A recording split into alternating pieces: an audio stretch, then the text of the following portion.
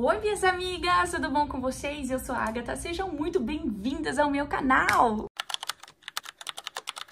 Bom, como vocês já viram aí na thumb, eu tenho duas coisas pra falar. A primeira é sobre a minha experiência, o meu testemunho bem rápido. Esse vídeo, na verdade, vai ser um vídeo rápido. Não tenho nem roteiro pra ele, eu só senti assim mesmo esse desejo e vim aqui pra falar. Então eu quero compartilhar com vocês a minha experiência na Conferência One que eu tive nesse final de semana e também contar sobre algo que eu ouvi lá que ministrou muito meu coração. Gente, foi muito legal a Conferência One. Basicamente é uma reunião das igrejas da denominação One, né, que é a igreja do pastor Cantarino, do Alessandro Vilas Boas. O Espírito Santo falou com muito poder, graça ali através da adoração. Foi muito forte, sabe? Então, se você nunca foi, fica aí minha indicação pra você ir, porque é um evento muito legal pra você ir e levar seus jovens também, se você é líder de jovens como eu. Até ganhei essa camiseta, olha só que linda, tá escrito Revival aqui atrás, que significa avivamento. É muito descolada. Fiquei tão feliz, gente, que teve um concurso de produção de conteúdo e eu, como boa produtora de conteúdo que sou, não me aguentei e fiz um vídeo e ganhei, gente. Ganhei os meus ingressos para a próxima Conferência One do ano que vem. Fiquei super feliz. Eu senti de compartilhar com vocês isso porque assim que eu pisei lá, eu não tava com nenhuma expectativa, gente, pra esse evento, de verdade. Pra ser sincera, a gente só foi, eu e o Thales, né? Porque os nossos jovens insistiram muito, mas encheram o saco mesmo. Porque senão a gente não tinha ido. Eu nem sabia da existência desse evento. Como eu falei, eu não estava com muita expectativa, né? Mas assim que eu cheguei lá, no primeiro dia, o Thales estava na faculdade, então ele não foi, né? Que foi na sexta-feira. Eu pisei o pé lá e o Espírito Santo me trouxe um senso muito grande de tempo percorrido, sabe? De caminhada mesmo. Foi como se eu tivesse começado a fazer um flashback na minha cabeça da minha vida com Deus, da minha experiência com Deus até aquele momento. Assim que eu conheci Jesus, a conversão ela foi muito violenta, assim, né? Eu não sou cristã de berço, eu não conheci Jesus desde que eu nasci. Eu tive o meu momento de conversão. E foi aquele momento onde eu... Ai, gente, tá ventando e a cortina tá bem coisando aqui. Peraí. Como eu dizia, eu conheci Jesus e minha experiência de mudança, de transformação foi muito bruta, né?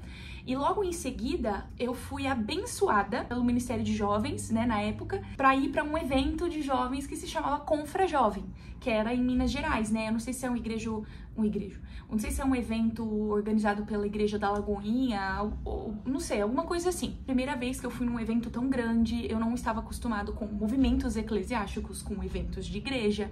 Então eu fiquei maravilhada por tudo que eu tava vendo, por aquelas pessoas tão entregues ali na adoração. Não que a minha igreja não tivesse isso, mas você vê isso numa escala muito maior. Nossa, foi muito chocante, sabe? Eu lembro que essa experiência foi determinante para que eu me apaixonasse ainda mais por Jesus, como foi forte aquilo que eu vivi naquele lugar, fui muito quebrantada, fui muito ministrada. Eu lembro até hoje que eu estava assistindo uma ministração do pastor Lucinho. Eu lembro que estava tendo na época uma movimentação muito forte dos terroristas, né, em perseguição aos cristãos no Oriente Médio, e aí ele foi ministrar, ele foi pregar com uma roupa laranja, daquelas de prisioneiro, sabe, com as mãos amarradas e tal, e durante a pregação ele começava a falar que às vezes nós não somos as vítimas, às vezes nós somos os vilões da história e tal, e aquilo me tocou muito, enfim, quando eu cheguei na Conferência One, sei quantos, 11, né, 12 anos depois desse momento, aquelas memórias pareciam muito frescas na minha cabeça e eu comecei a me lembrar, assim, eu acho que o Espírito Santo foi me trazendo à memória experiências que eu vivi, tudo o que eu já passei com Deus, como o Senhor amadureceu a minha fé, quanto eu pude deleitar na presença de Deus e aprender de Deus nesse intervalo de tempo. O mais importante, que eu permanecia na presença de Deus e aquilo me fazia querer saltar de alegria. Aquele momento específico, ali eu comecei a consagrar mais a próxima década para Deus e comecei meio que não é pesar, mas a somar, né, usar toda a somatória daquelas experiências tão valiosas com Deus para ver o quanto isso tinha formado a pessoa que eu sou hoje e como Jesus curou a minha identidade, transformou a minha história, começou a me lembrar da tamanha graça de Deus que me tirou do reino das trevas e me levou para um lugar de luz. Então, cara, tudo isso começou a ficar, tipo assim, muito intenso em mim. mim e me lembrar um pouco da minha jornada de fé, né? Então,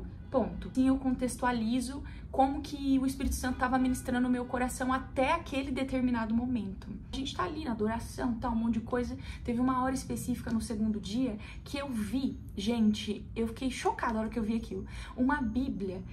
Se eu achar um print dessa Bíblia na internet, eu vou colocar aqui pra vocês verem. Eu acho que chama a Bíblia da Garota que Ora, a Bíblia da Garota de Jesus, sei lá, alguma coisa assim.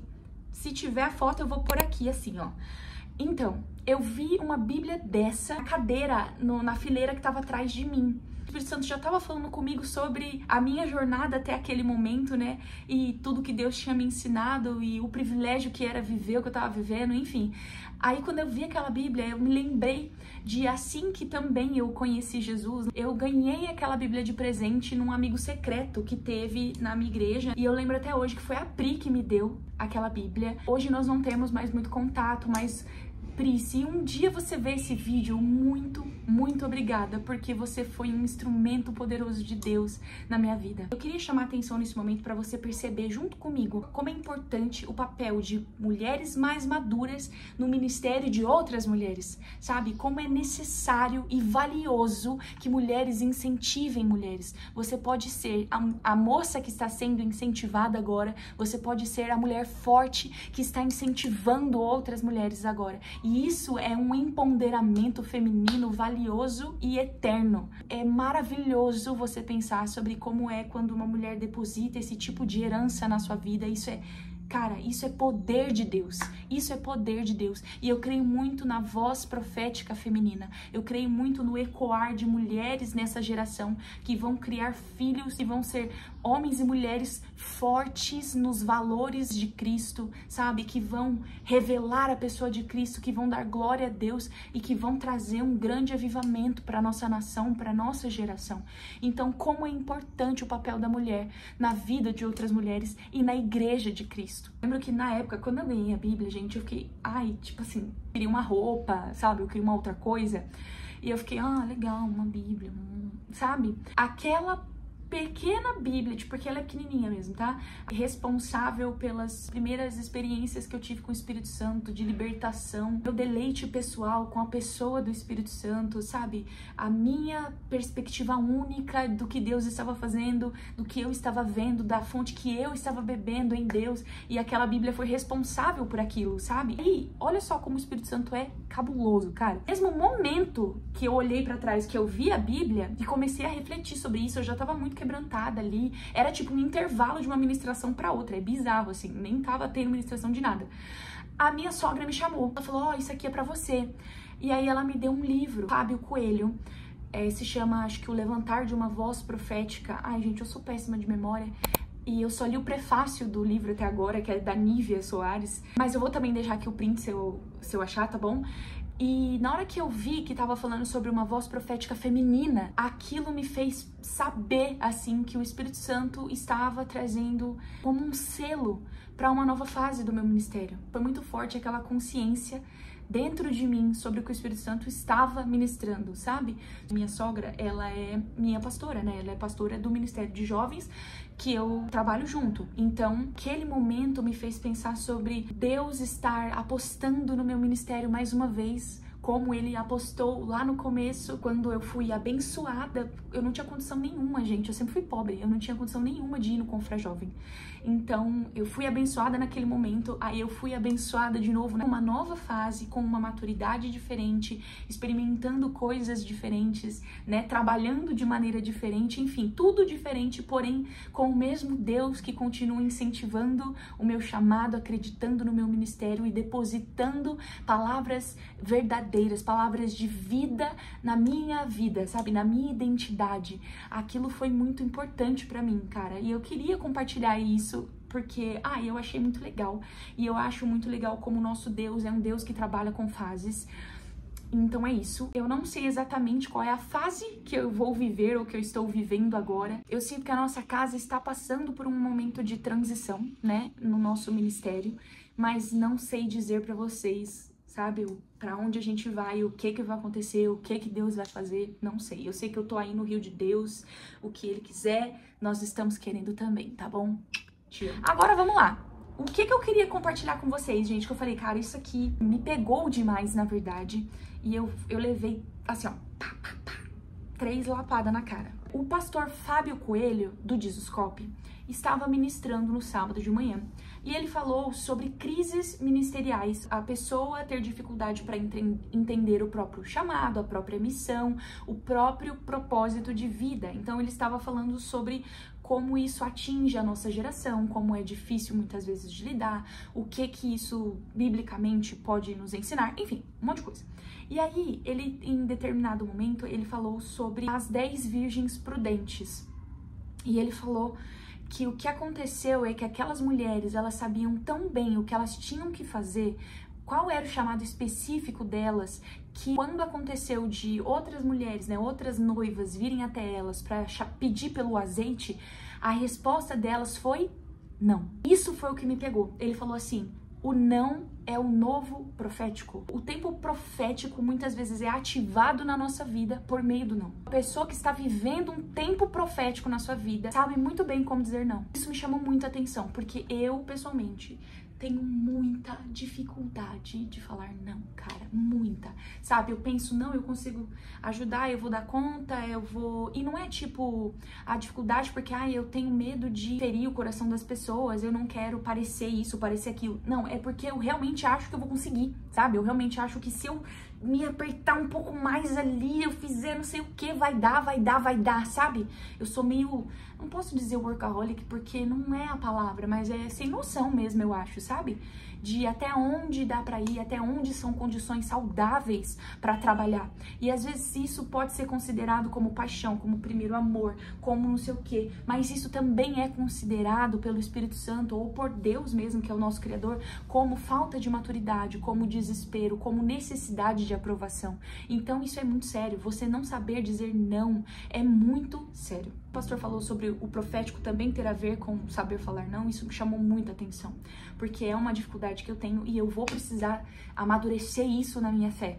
E aí o exemplo que ele usou, né, foi das noivas prudentes. E ele também usou um outro texto que está em Romanos 15, 17 a 20. Eu vou achar aqui pra vocês e a gente vai ler juntas, tá bom? Tem um motivo, portanto, para me entusiasmar com o que Cristo Jesus tem feito por meio de meu serviço a Deus. E, no entanto, não ouso me vangloriar de mais nada, exceto do que Cristo fez por meu intermédio, a fim de conduzir os gentios a Deus, por minha mensagem e pelo meu trabalho, convencendo-os pelo poder de sinais e maravilhas e pelo poder do Espírito de Deus. Assim apresentei plenamente as boas novas de Cristo, desde Jerusalém até o Ilírico. Sempre me propus a anunciar as boas novas onde o nome de Cristo nunca foi ouvido, para não construir sobre alicerce alheio. Paulo fala que ele se entusiasma pela missão que ele tem em Cristo, mas que ele não ousa se vangloriar em nada além da missão que Deus lhe propôs. E olha só como isso vai na veia de quem está trabalhando e talvez não está percebendo isso. Se você está sobrecarregado, você está em funções que Deus não te deu. E isso não é viver o tempo profético de Deus para sua vida. Você tem um chamado específico. Você sabe que nesse canal nós falamos sobre propósito e identidade. Então, isso faz parte do propósito de Deus para sua vida. Existe um chamado específico, um objetivo específico que o Espírito Santo quer que você atinja. Então, quando você, mesmo que por boas intenções, mesmo que com o coração no lugar, às vezes de ajudar, sabe? Tente tomar para si muitas outras funções, muito mais do que aquilo que você consegue, isso pode não estar dando glória a Deus. Isso pode estar roubando a glória de Deus. Isso pode estar fazendo com que você não exerça o seu chamado específico. E isso fique, pendente, sabe? E o que é pecado? Pecado nada mais é do que não realizar a vontade de Deus. É estar fora da vontade de Deus para algo específico. Então, se a vontade de Deus é que eu faça A, se eu estou fazendo B e C, isso pode estar tendo um peso de pecado na minha vida. Olha como isso é, cara... sabe? Então eu oro para que o Espírito Santo de Deus, da mesma forma que ele começou a convencer o meu coração desse senso de responsabilidade, assumir tarefas apenas que me cabem, ele também possa ministrar o seu coração e convencer você daquilo que você precisa e daquilo que você não precisa fazer segundo a vontade dele e de mais ninguém, nem dos seus pastores, nem de você mesma, nem do seu marido, seu namorado, seu crush, seu best, seu sei lá o que, tá bom? Entenda bem que isso é importante e necessário para o seu crescimento como mulher de Deus, como profetisa dos seus tempos. Aí eu posso dar para você um exemplo muito claro agora. Esther foi uma mulher separada por Deus para um objetivo específico, tanto que o primo dela fala para ela, põe o dedo na cara dela e fala: quem sabe não foi para um momento como esse que você nasceu?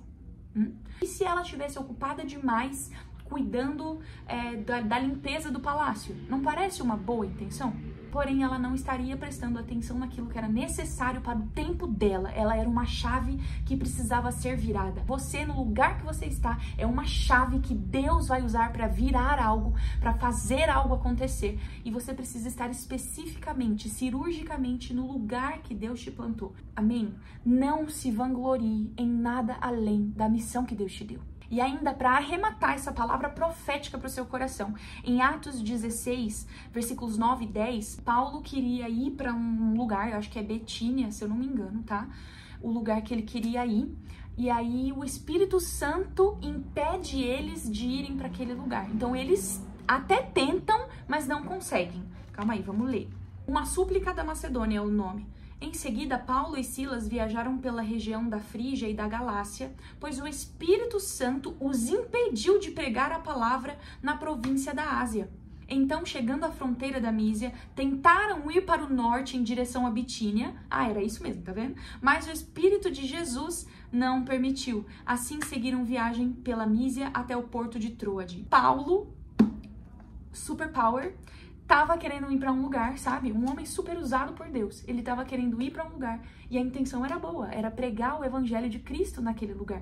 Era levar libertação, cura, salvação, enfim, era top, né? A motivação.